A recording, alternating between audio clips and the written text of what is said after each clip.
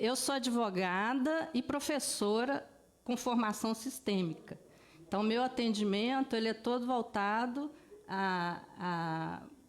ao atendimento sistêmico. E o que é realmente sistêmico? O sistêmico, tudo que tem a ver com sistema, né? O que é o sistema? É quando várias pessoas interdependentes, né? Que com o mesmo propósito, né? Então, o sistema, o principal sistema é o sistema familiar, né? E nós somos originários, né? Mas a gente também se relaciona com outros sistemas. Sistema no trabalho, né? Na escola, no social, né? Mas o mais importante é o sistema familiar. Então, tudo acontece a partir desse sistema familiar, né? Da família. Então, quando algo está fora do lugar, né? Está emaranhado, que é o termo técnico, né? Da constelação familiar. E quando acontece isso, acontece um emaranhamento no sistema e vai dar errado. Desequilibra tudo, vai dar um desequilíbrio, né? E no caso, a constelação familiar, para quem não sabe, né, é um método criado por um alemão de nome Bert Helling, que morreu agora em 2019, né, com 94 anos. Ele era um padre missionário que viveu lá na África do Sul, né, com os Zulus, com a comunidade Zulu. E os 30 anos que ele conviveu nessa comunidade, ele observou como que era o sistema dessa comunidade, né? E nessa observação, ele viu que dentro de um sistema existem as leis. Essas leis, elas que direcionam, né, o sistema, como que ele vai ser desenvolvido ali, como que as pessoas vão se colocar ali. Então, ele, observando esses Zulus, essa comunidade, né, ele via que não existia falta de respeito dos mais novos para os mais velhos, né? Não existia uma falta de respeito deles.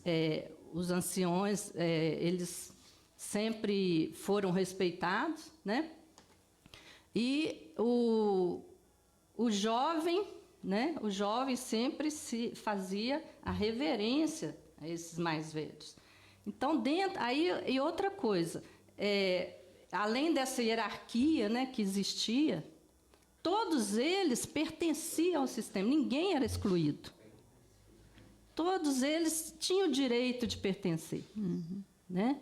Então, ele achou muito interessante isso, porque um jovem, por exemplo, que talvez fez alguma coisa fora do que era comum dentro da comunidade, eles não humilhavam esse jovem, não excluíam esse jovem. Eles faziam uma mesa redonda, com todos lá, desde o mais velho até o mais novo, e colocavam esse jovem no centro, e ali eles elogiavam esse jovem. Falava da ancestralidade desse jovem, né? A força que ele tinha. E que, apesar do que ele fez, ele não ia ser excluído. Ele poderia melhorar, né? Ser diferente. Junto com os outros. Né? Então não ia ficar aquele buraco ali. É para mostrar, né, o que é certo, o que é errado, com respeito. Com né, respeito, Alba? Com respeito. E outra coisa era o dar e receber, que era o equilíbrio, né? Eu te dou e recebo na mesma medida, né?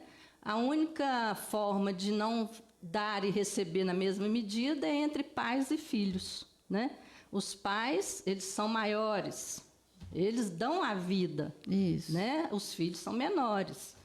Agora, como que esse filho vai dar a vida para os pais? Então, não tem jeito. É a única forma, é o único, vamos dizer assim, um desequilíbrio nesse sentido só há aí entre pais e filhos, né? Que não tem jeito de você dar a vida para esses filhos. E aí, o Bert Helling, ele observando esse comportamento dentro do sistema Zulu, né, da comunidade Zulu, ele viu que existem leis que elas atuam na vida do sistema, na vida da gente, no sistema de qualquer um, seja lá uma comunidade lá americana, aqui no Brasil, qualquer lugar, essas leis, ele foi fazendo a experimentação e viu que essas leis atuam, igual a lei da gravidade. Se eu jogar um lápis aqui, ele vai cair. Isso. Por causa da lei da gravidade. Lá nos Estados Unidos, a mesma coisa. Se eu jogar o lápis lá, ele qualquer vai cair. lugar, né? Então, essa lei atua, quer você queira ou não. É. E aí, essas leis que ele observou, ele colocou nesse método, né? Que é o pertencimento, a ordem, né? Que é a hierarquia, e o equilíbrio do dar e receber. Então, o que é a lei do pertencimento? Todos têm direito a pertencer, né? Pertencer à nossa família é nossa necessidade básica, né? Esse vínculo é o nosso desejo mais profundo. A necessidade de pertencer a ela vai além até mesmo da nossa necessidade de sobreviver. Às vezes, isso significa que estamos dispostos até a sacrificar e entregar a nossa vida pela necessidade de pertencer a ela. Então, por exemplo, gente, eu vou mostrar aqui para vocês, os ouvintes não vão ver, mas no Facebook vocês vão ver, né? Que nós trabalhamos com a constelação familiar, tanto individual quanto em grupo. Né? Quando ela é individual, eu trabalho com bonecos, com aqueles bonequinhos Playmobil. Né? Então, é para a gente entender mais ou menos como que rege o sistema. Né? Então, o que acontece? Eu coloco aqui uma mulher. Né? Aqui está representando a mulher. E eu vou e coloco aqui um homem. Então, dentro do sistema, o que vem primeiro? Dentro do sistema. Aí já é a lei da hierarquia, a ordem. Porque, às vezes, a gente vive dentro de um sistema, né? E de forma infeliz, né? Alguma coisa, uma pessoa depressiva, né? Ela não sabe por que ela tem esse sentimento. Talvez ela está no lugar errado. Ela está ocupando um lugar que não é dela. Um filho mais velho, por exemplo, né? Quando o pai morre, e ele acaba assumindo esse lugar do pai. Né? Isso é muito pesado para ele. Né? Porque o lugar dele é de filho, é de ser protegido, não de ser o protetor. Às vezes ele faz o papel até do marido da mãe. Né? Então, não de forma sexual. Não, assim, não, é lógico. É só para... Ocupando assim, como provedor, como... Né, se sente na obrigação, né, de manter aquela casa, né? E ele passa a ser os pais dos irmãos mais novos. Isso é muito pesado para ele. Né? Eu conheço, te cortando, Alba, uma família que o pai morreu, os meninos estavam pequenos, um assumiu, aí... largou a escola, largou tudo, porque ele precisava trabalhar para dar sustento para a mãe e para os irmãos. Eu sei que chegou no final, ele tentou até suicídio. Pois é. Porque foi pesado demais para ele. Muito pesado. É muito pesado. Ele não tinha base, né, para suportar aquilo, né? Isso. Então, a constelação familiar traz isso, sabe? Essa visão, essa luz no que está lá no inconsciente.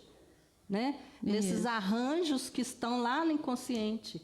Então, esses emaranhamentos. E quando a gente traz a consciência, né, o que está oculto, tudo flui. Isso. Né? Então, o Bert Hellinger, ele chama essas leis a lei do amor, a ordem do amor. Né? Que é o pertencimento, a ordem, que é a hierarquia. Né? Quem vem primeiro... tem precedência do que vem depois, né? Isso. E o equilíbrio, que é o dar e receber. O casal, eles têm o mesmo nível de importância, poder, né? De importância, isso mesmo. Então, o que eu faço para o meu marido, ele tem que fazer para mim, né?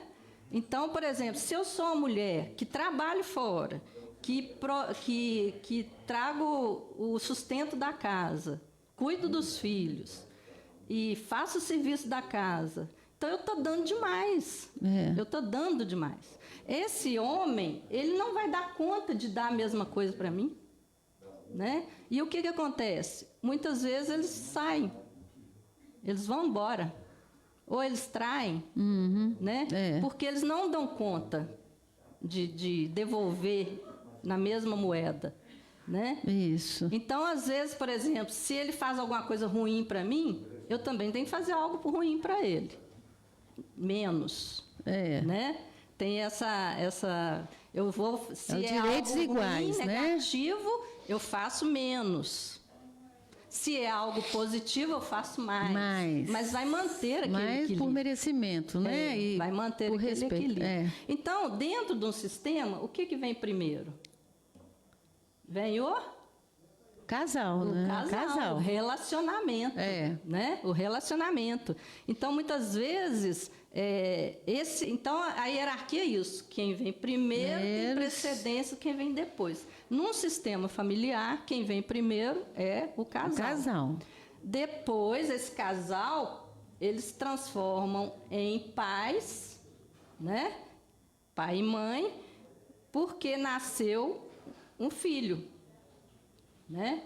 Aí eles vão passar a ser, eu vou colocar aqui, que aí dá para o pai, ele fica à direita e a mãe à esquerda. A força que o filho recebe do lado direito é do pai e o lado esquerdo é da mãe. Né? A mãe é aquela que dá a luz, né? Ela representa a luz, a vida, né? Ela é aquela que acolhe, ela é aquela que recebe, que alimenta, né? Agora, a mãe é muito importante para o filho até uma certa idade. Mas chega uma certa idade que o pai tem que entrar. Esse pai tem que entrar. É o pai que vai falar lá, a porta da rua. Né? É o pai que vai levar o filho para a vida. Né? É o pai que vai mostrar como enfrentar os nãos. Agora, essa mãe que pega esse filho e põe ele na barra da saia dela, esse filho não vai crescer, ele vai ter sempre aquele sentimento infantil, né? Aquele amor infantil. Sempre ele vai ficar na barra da saia da mãe. Aí ele pode até se casar, né? Ele pode se casar, mas a mulher, às vezes, fica lá no outro plano, né? Ele sempre está do lado da mãe, né? Que essa mãe foi muito protetora. Então, o pai, ele é muito importante nessa hora, né? Quando falta o pai, tem um vazio muito grande na vida dos filhos. Isso. Não importa. Agora, quando eu falo de pai e de mãe. Eu não estou falando do homem e da mulher. Entendeu? Esse homem, ele pode ser um assassino, ele pode ser um suicida, ele pode ser um alcoólico, um drogadito, né? Ele pode ser isso. Mas enquanto pai, ele é pai do mesmo ele foi jeito. perfeito. Por quê? Porque esse filho nasceu. Né? Se esse pai não existisse, esse filho também não existia. Então, metade desse filho é o pai. E a metade é a mãe. Né? E o que acontece, às vezes, é que um coloca contra o outro. Né? O filho contra o outro. Então, isso dá um emaranhamento enorme no sistema. Né? Então, hoje, a gente vai ter dias que a gente vai falar sobre relacionamento, né, de casal. Mas hoje nós concordamos de falar sobre adoção sistêmica, né? A adoção na visão sistêmica. Então, hoje a gente vai falar isso. Mas antes, Graça, eu quero fazer um adendo aqui, que hoje, gente, é o dia 11 de agosto, é o dia do advogado. Né? E eu sou advogada. Só tinha piada de advogado, né, cara? Ontem eu observei que, coitados dos advogados. Né? Eu acho que tem que ter, né? E o Washington esqueceu de contar uma piada dele de advogado também, Pois que ele gosta de contar. Ontem eu falei assim, gente do céu, coitados dos advogados, estão perdidos aqui na piada da Graça e do Washington. Ele esquece que tem filhos e netos. Pois é. E assim, mas nós não podemos generalizar, não, viu, gente? é igual Né? todo Só sistema, brincadeira. todo sistema, né? Tem aquele que tem um problema. Não quer dizer que a gente vai excluir essa lógico, pessoa, né? lógico. Ela faz parte, ela tem direito de pertencer. Então, gente, enquanto advogada, eu queria parabenizar todos os advogados na pessoa de um advogado que eu admiro muito, que é uma pessoa muito humana. Ele é o meu parceiro, né? Que eu trabalho nessa parte aqui de pré-processo, ele entra com o processo. Então, ele é um advogado que nós dois temos muita conexão, tá? Que é o Zé Márcio Dumont. Se ele estiver escutando aí, na pessoa do Zé Márcio Dumont, eu parabenizo todos os advogados. Convida ele para vir aqui também. Uma hora eu vou convidar. Ele é uma pessoa... Todos os meus clientes, por exemplo, que eu agora parei de advogar no fórum, né? Não faço audiência. Eu faço sempre o pré-processo. Eu trabalho com e casal, ele te ajuda. com família, né? Adoção e tudo, antes do processo. E ele entra com a parte processual. Mas é de outra forma. Esse casal, ele já vai para conciliar. Né? Então, isso aí já diminui o excesso de processo que tem o judiciário. Né? O judiciário ele não tem estrutura para tanto processo. Desde a Constituição de 88, né, que é a Constituição Cidadã, desde a Constituição de 88, que passou a redemocratização do país, né, que foi implantada a Defensoria Pública, a maioria das pessoas entram, né, para litigar, conseguir seus direitos. Então, foi uma hiperlitigação, né, depois da Constituição. E o Judiciário ele não dá conta, ele não deu conta, ele não está dando conta. Nem juiz, nem os servidores públicos, né, que, coitados dos servidores públicos, eles são demonizados, né?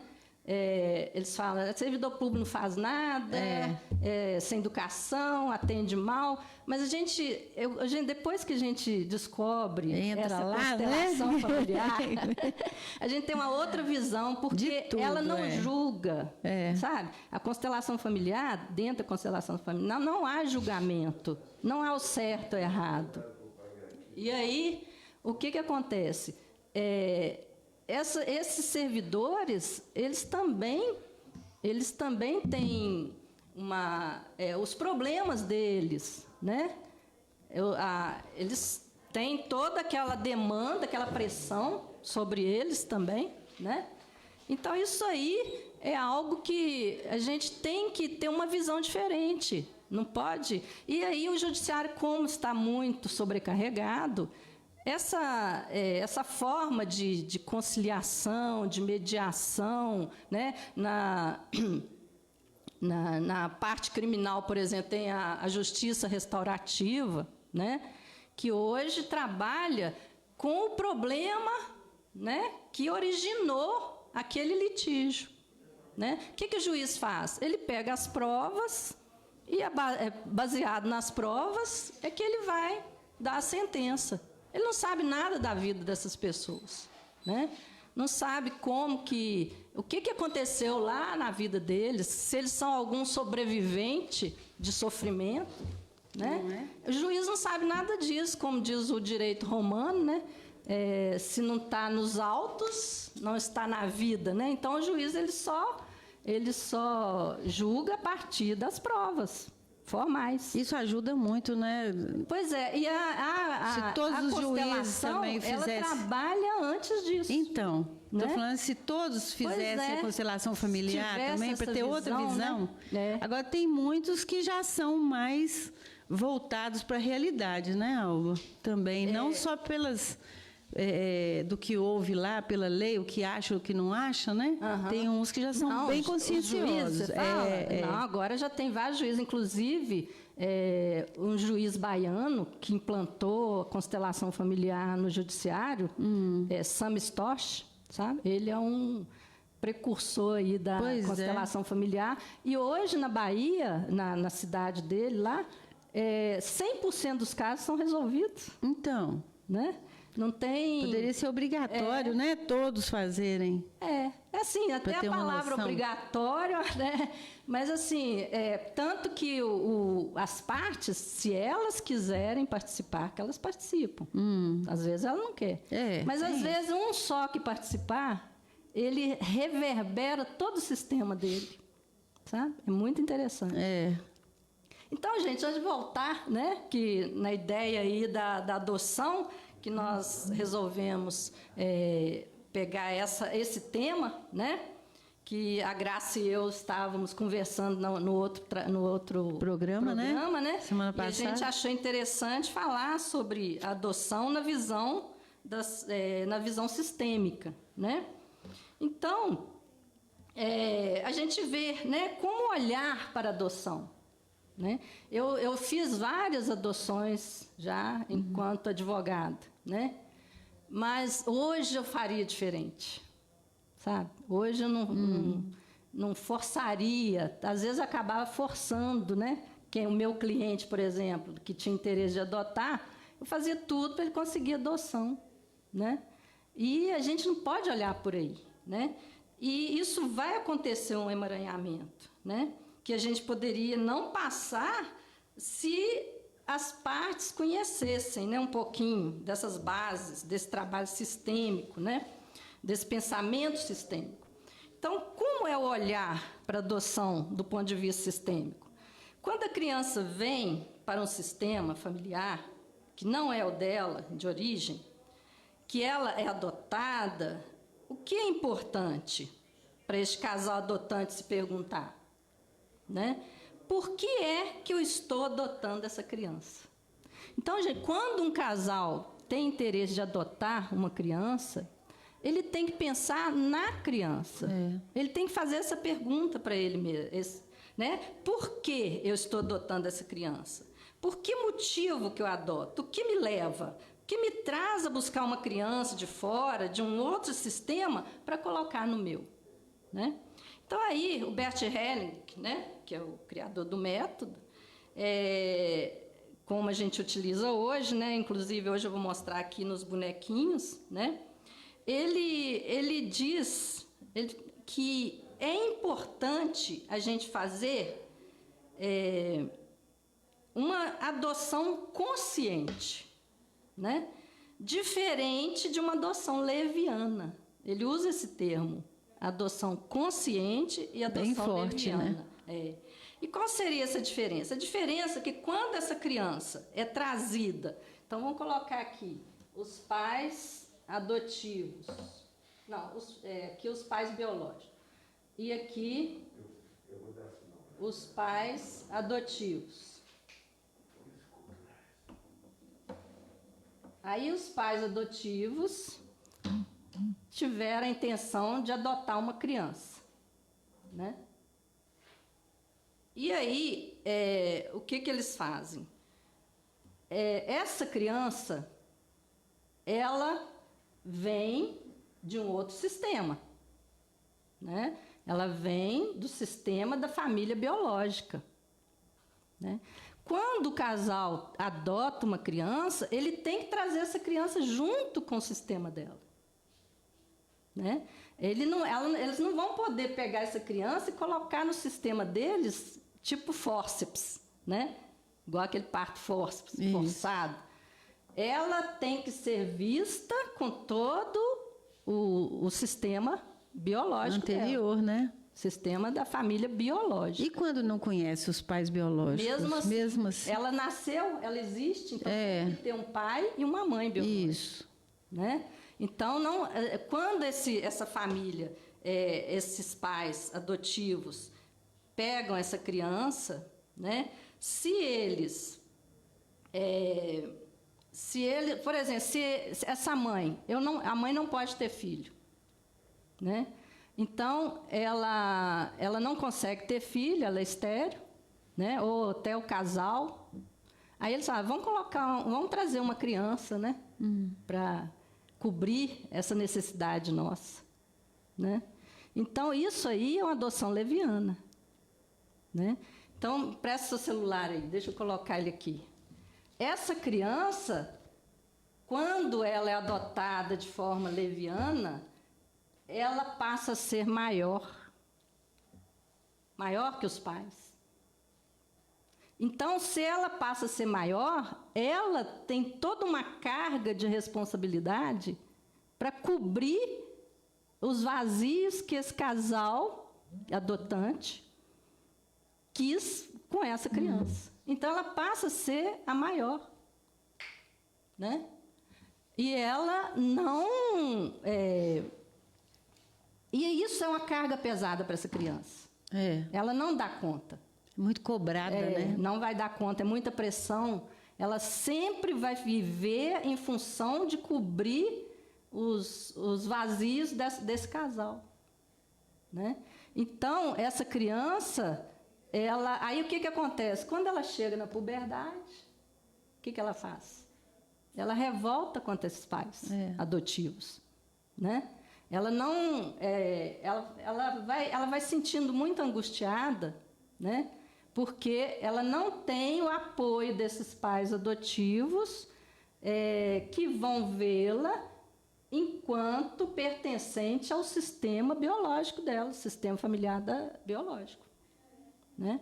Agora, se esse casal ele interessa em pegar essa criança, em adotar ou criar essa criança, né? O que ele tem que ver? Ele tem que ver as necessidades dessa criança, né? Ela está lá no abrigo, está vivendo lá no abrigo porque o pai queimou essa criança com cigarro ou abusou dessa criança, né? Aí essa criança foi afastada desses pais, né? E ela ficou à disposição para adoção, né? Esse casal, quando olha para essa criança, enxerga nela a força que vem do sistema biológico dela, aí tudo vai dar certo. Aí é uma adoção consciente, né? Eles vão trazer essa família toda. Por quê? Metade dela é o pai, metade é a mãe biológica. Ela traz o DNA da família.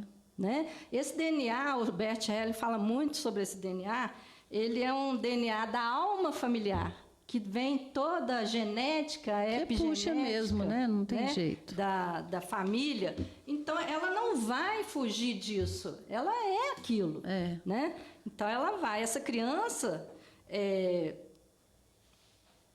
eles têm... Então, aí a gente... Na adoção, a lei que muito atua nessa adoção é a lei da hierarquia, né?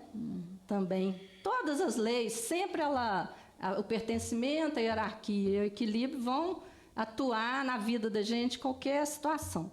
Mas aqui a hierarquia é interessante. Eu estava falando, quando existe essa adoção consciente, né? Esses pais adotivos, eles falam para esses pais biológicos, mesmo se eles não existirem, se não souber quem é, né? Mas isso são as falas da cura, que eles chamam, o Bert Helling chama, né? Eles podem falar, eu agradeço por vocês terem dado para essa criança a vida, para que eu possa recebê-la agora no meu sistema e cuidar da melhor forma possível para vocês. Eu presto esse serviço a vocês. Aí, gente, é uma adoção consciente. Sabe? Às vezes, por exemplo, o casal não teve filhos e não se relacionam bem, às vezes um deles fala assim, vou arrumar uma criança, quem sabe vai melhorar o nosso relacionamento. Aí é leviano também. A mesma coisa, alguns engravidam para ver se melhora o relacionamento, né? Mesma coisa. Ela não está olhando para a criança, né? Então, uma adoção consciente, ela traz esse olhar para a criança, né? Eu tenho, talvez, às vezes eu já criei meus filhos, eu já tenho Ah, ótimo.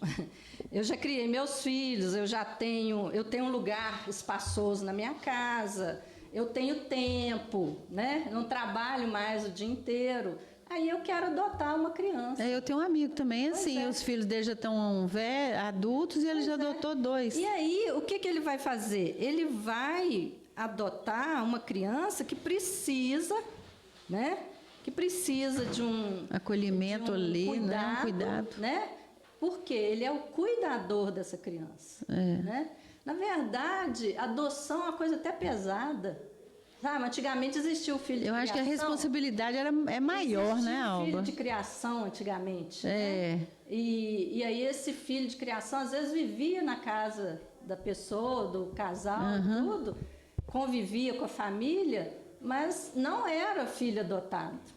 Ele era o filho de criação. De criação, né? só. É. Esse casal, ele estava ajudando essa criança a sobreviver. Né? Mas sempre esse casal tem que fazer isso para os pais biológicos, que não deram conta de criar essa criança. Ô, Graça, bom dia, Graça, bom dia, Alba. Bom dia. Tem uma pergunta aqui da Vanessa, do bairro São Pedro. Primeiramente, ela está parabenizando o programa. Ela falou que vocês estão de parabéns. Ela está querendo saber sobre sobre o inventário familiar. Ela falou que, no caso dela, ela já está em andamento. Só que ela está querendo saber, que ela tem dúvida, se tem como entrar com essa constelação, se ela resolveria. Porque ela falou assim que lá, para eles, lá já está uma confusão. E ela está querendo saber como que se essa constelação aí, no caso aí, se resolveria em alguma coisa. Ótimo, Vanessa, tudo bem? Não, a constelação ela pode ser usada para qualquer questão.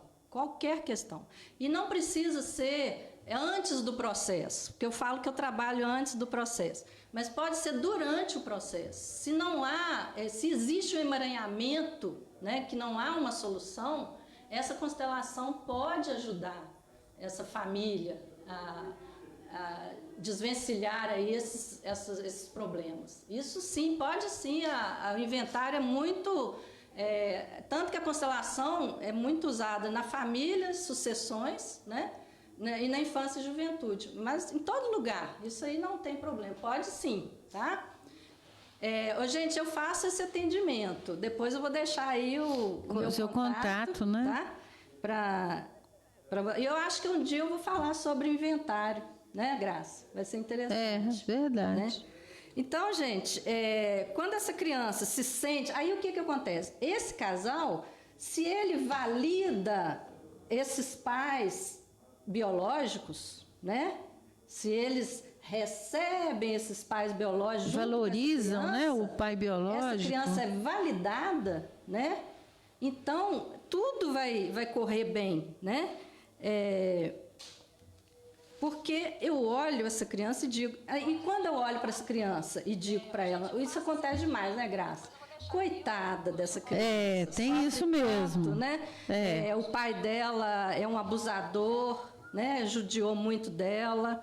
Então, quando a gente olha para essa criança com dó, né?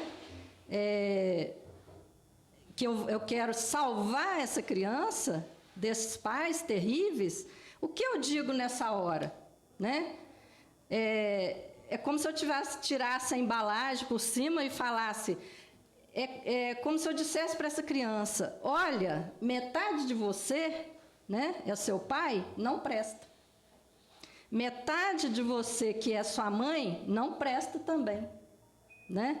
Então, eu acabo, no meu olhar, condenando essa criança a ser eterna carente, deslocada, né, que precisa de ajuda. Eu tiro dela a força, ao invés de dar para ela essa força. Porque onde que ela vai achar a força dela? Nos pais biológicos, né? Então, quando a gente fala em adoção, é muito importante a gente pensar ou avaliar por que é que eu estou trazendo essa criança. Eu consigo colocá-la no meu coração? Eu tenho lugar no meu coração para esses pais biológicos, né? Dessa criança? Para esse sistema familiar? Porque ele passa a fazer parte do meu também. Né, do que adotou. E nessa junção, nessa interseção de campos de informação, né, que essa criança ela passa a pertencer à família de origem, né? E ela vai trazer também questões desse sistema de origem dela. Aí participa dos dois, né? Dos dois sistemas. Isso. Então, ela tem que ser olhada em conjunto. Em conjunto. Né? Onde vou acompanhá-la no processo, né, dela, como pai ou mãe adotante. Né? E quando eu estou disposta a isso, e realmente me coloco a serviço dessa criança, isso pode dar muito certo. Isso. E falar sobre adoção com a criança, desde do início, é melhor, né, Alba? É mais sadio, né? Igual você pôs aqui. Falar do que... Porque tem muitos que escondem, para depois, no futuro, eles falam assim, quando a criança tiver mais entendimento, eu vou contar que ela é adotada. Então, a gente... Acho que aí o choque pode ser maior, É não? importante falar abertamente, né, com a criança sobre adoção. É mais sadio do ponto de vista sistêmico? Sim, claro que é. É mais sadio, né? Já crescer naquela consciência, né? Tudo aquilo que está escancarado na luz, né, perde a força oculta. Pois é. Né? Então, às vezes, essa criança, eles não contam para ela que ela é adotada. Então, é o que eu estou falando. Tem pais, eu conheço pais que queriam esperar a criança crescer para ter melhor entendimento para contar. Não, na verdade, tem que ter um momento. Pois Essa é. criança vai mostrar para você o momento de você falar, né? Né? De onde que é a origem dela e tudo. E aí você vai começar a introduzir isso, né? Trazer esse assunto, que aquela criança é criança do coração, né? E da melhor forma que cada família entender, né? Cada um tem seu jeito de falar. Então, para essa criança saber que ela tem direito a esses pais biológicos, porque ela tem direito a pertencer, né? Que eles são vistos, né? Que esses pais adotivos, eles se colocam no lugar de cuidadores dela, a serviço desses pais biológicos, né? Porque quando esses pais adotantes, eles têm lugar no coração para esses pais biológicos dessa criança, ela se sente acolhida, né? E aceita do jeito que ela é, né? E isso flui de uma maneira super tranquila. E como que a criança se encaixa na hierarquia aí nesse caso, adotada? Né? Aqui tem uma coisa interessante. Na hierarquia familiar. Essa hierarquia, outra lei, né? Porque o meu primeiro filho adotivo, né, adotei uma criança. Esse primeiro filho adotivo, ele vai ser sempre o primeiro filho adotivo do coração, né? Então, qual que é o lugar legal para ele aqui? Ao lado, ele vai ficar ao lado. Ele pertence tanto ao sistema biológico, né, familiar biológico, quanto ao sistema familiar adotante. Ele não pode ficar aqui na frente desses pais. Ele vai ficar ao lado. Né? Então, ele vai ter a força tanto dos pais biológicos quanto dos pais adotivos. Né? Então, esse é o lugar dele. Aí, acontece muito da mulher que não consegue ter filho, ela adota. Logo depois, ela engravida. Não tem isso? Tem. Então, acontece muito isso. Aí, o que acontece? Ela engravidou. Né? Engravidou aqui. E teve um filho. Né? Aí a gente pergunta, então ele vai ser o segundo filho. Não, ele vai ser o primeiro filho biológico. É o primeiro filho biológico deles. Isso, é deles. Né? Esse vai ser o primeiro filho adotivo e o outro filho desse casal vai ser o primeiro filho biológico. Então, não adianta, às vezes, por exemplo, esse filho que veio depois, né, do adotivo, ele sente um lugar estranho, ele não se sente estranho na família, porque ele não está no lugar dele. Né? Se ele sentir que ele é um filho beta, por exemplo, é alfa, beta e gama, né? Primeiro, segundo, terceiro filho, se ele é o segundo filho, ele não vai adaptar aquilo, porque ele é o primeiro filho biológico. Né? Então, o filho adotivo é o primeiro e o filho biológico é o primeiro. Né? Como Na se fosse hierarquia, dois betas, né? Não, aí é o Como alfa. se for, aí passa a ser alfa. O adotivo passa a ser alfa. Não, Não? ele vai ser sempre o alfa. É porque alfa, beta e gama. Isso. O primeiro filho é o alfa, o segundo é o beta e o terceiro Isso. é o gama. O primeiro filho adotivo, ele é alfa dos pais biológicos. Isso. E o outro é E o outro o alfa é do alfa biológico. dos pais também biológicos que adotaram aquela criança. Aí a posição é a mesma dos dois. Aí vamos que esse casal ainda tem outro filho. Ele vai continuar sendo o primeiro O alfa. filho adotivo, o outro vai ser o primeiro filho biológico e vem o segundo filho biológico. Isso, 5 minutinhos. Alva. Ah, é? Hoje não deu tempo, eu sabia que não ia dar tempo. Aí, né? na próxima a gente então, continua. talvez a gente continue, né, Graça? Na próxima. É bom que deixe o pessoal em muito suspense, né? Para nos, a gente ter nos essa acompanhar. a gente ter essa visão. O pessoal pode fazer pergunta também no Facebook. Né? Isso, pode perguntar, pode mandar pergunta, que aí na próxima. A gente No responde, próximo programa responde, né, Alba? E aí, no caso, quem quiser agendar um atendimento comigo, Isso. pode ser pelo WhatsApp, 98628-8111, tá? E tem a minha página também no Facebook, que é @constelardireito, facebook.com/constelardireito. E aí agora também no Facebook da Santana, né? A gente vai ter aí a live, Isso. né? Para vocês assistirem numa outra ocasião, né? Então, gente, o que eu quero deixar aí, outra coisa que eu quero falar rapidinho, é que uma criança que ela viveu na rua com os pais drogaditos e tudo, que foram para o abrigo, lá no abrigo também, os cuidadores, eles têm que respeitar esses pais, porque eles deram a vida para essa criança. Né? Então, a criança, às vezes, ela prefere morrer no fundo do poço com os pais do que ser feliz sem eles. Sem eles. Né? Então, isso aí, dá para ter um filho adotivo, dá para ter, né, a criança, mas com esse respeito, aí, a família de origem, que foi graças a eles que eles tiveram esse privilégio vida, né? de ter essa Ganhou criança a vida, aí, porque eles deram a vida. Como que eu ia adotar se essa criança não tivesse Não nascido? tivesse nascido. Né? Então, é isso. Verdade. A gente tem muitas outras perguntas, É mas muita a gente coisa, né, pode Alba? responder depois. O assunto né? é bem... É bem extenso, né? bem complexo, né? Deixa eu fazer uma indicação de filme aqui, que eu vou sempre fazer uma indicação que eu acho muito interessante. Isso é ótimo. Né? Tem um filme que chama Lion, Uma Jornada para Casa. É um filme indiano. Escreve Lion, Uma Jornada para Casa. É um filme indiano que ele foi ganhador do Oscar de 2017 como melhor filme estrangeiro. Ele é um filme que encaixa direitinho nessa adoção sistêmica, consciente. Muito interessante, assistam, vocês vão gostar. Tinha na Netflix, eu não sei se tem ainda, mas no YouTube deve ter. Tá?